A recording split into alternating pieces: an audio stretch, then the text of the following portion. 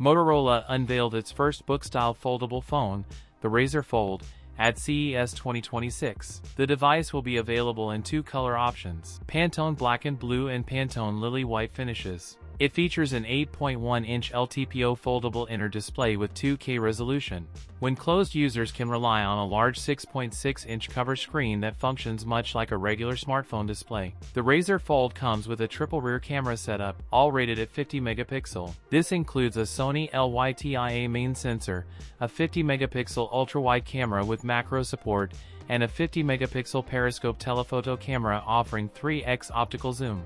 A 32 megapixel selfies camera supports the Moto Pen Ultra stylus. Motorola did not reveal any other specifications of the Razr Fold. The Razr Fold could be priced starting around $1,500. That's it for today's video. If you enjoyed it, don't forget to like, comment, and subscribe for more content. Thanks for watching, and I'll see you in the next one.